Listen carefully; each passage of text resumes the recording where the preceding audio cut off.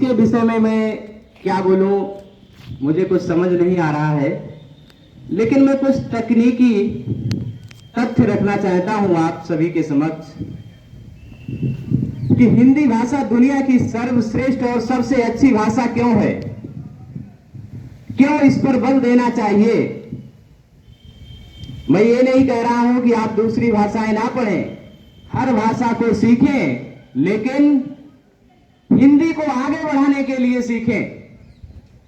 अंग्रेजी विश्व की जनसंपर्क भाषा अवश्य है, लेकिन क्या वही स्थान हमारी हिंदी नहीं ले सकती है। मैं ये भी नहीं कहूंगा कि सारी भाषाओं को बंद कर दीजिए पढ़ना, उनको सीखिए, लेकिन उन भाषाओं के माध्यम से अपनी भाषा को आगे रखिए। अगर उन भाषाओं को नहीं सीखेंगे तो शायद पहुंचेंगे नहीं दूसरी जगह, तो दूसरी जगह संपर्क के लिए तो सीखिए, लेकिन आगे पहुंचाइए अपनी भाषा को। अब देखिए अपनी भाषा में विशेषता क्या है। सबसे पहली बात तो यह है कि जब किसी भी बच्चे का जन्म होता है तब वह अंग्रेजी का कोई शब्द नहीं बोलता है, वह या तो मां शब्द निकलता है उसके मुख से अथवा कहां शब्द निकलता है कि हम कहां आ गए। इसके अलावा मैं आपको बताऊं, आप लोग जो पर्यायवाची याद करते हैं, बच्चों ध्यान दीजिए, उसमें कुछ समूह होते हैं, शब्द समूह होते हैं। जैसे जल से संबंधित शब्दों के पर्यायवाची जल के पर्यायवाची से मिलते हुए होते हैं, बस थोड़ा थोड़ा अंतर करना पड़ता है। जैसे समुद्र है, पानी को धारण करता है, और बादल पानी को देता है। तो पानी देने से तात्पर्य है कि उसका एक अक्षर ले लिया दा, और पानी धारण करने से तात्पर्य एक अक्षर ले लिया उसका धा।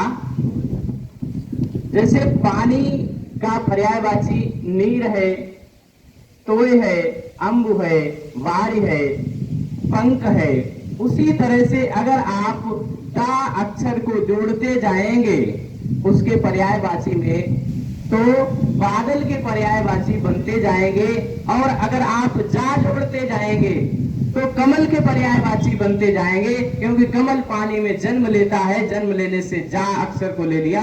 जैसे वार, तो उसमें जा जोड़ दिया तो क्या हो गया वारिज, और धा जोड़ दिया क्या हो गया वारिद, दा जोड़ दिया क्या हो गया वारिद।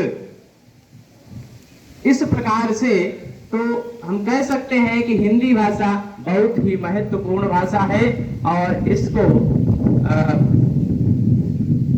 अधिक से अधिक इसका ज्ञान हासिल करें और दूसरी भाषाओं को भी पढ़ें, लेकिन इसको अवश्य ही उस मंच तक ले जाएं, इसको भी जनसंपर्क की भाषा बनाएं।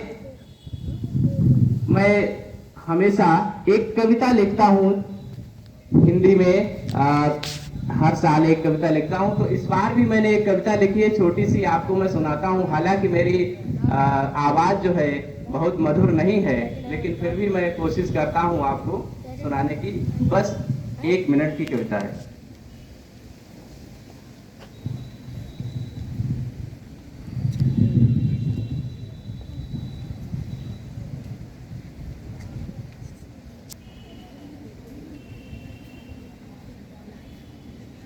आपने एक गीत गाना सुना होगा, कौन सी दिशा में लेके चला रे बटोहिया। हालांकि कोई अगर गायक गाता तो ज्यादा अच्छी लगती। वह देश हमारा जिसे माने सारी दुनिया, हिंदी भाषा को नमन, राष्ट्रभाषा को नमन, कर रहा ये वतन बड़ा शुभ दिन है, बड़ा शुभ दिन है। वह देश हमारा जिसे माने सारी दुनिया, हिंदी भाषा को नमन, मातृभाषा को नमन, कर रहा ये वतन बड़ा शुभ दिन है, शुभ दिन है।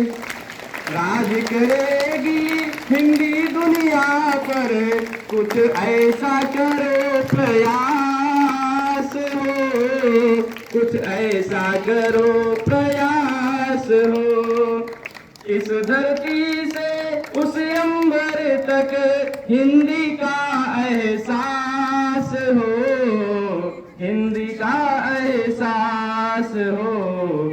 मीरा सूर रही मुजाइशी, श्रवण में श्रवी श्वास हो। तुलसी कबीर बिहारी की डगरिया, हिंदी भाषा को नमन कर रहा ये वतन। बड़ा शुभ दिन है, बड़ा शुभ दिन है। धन्यवाद।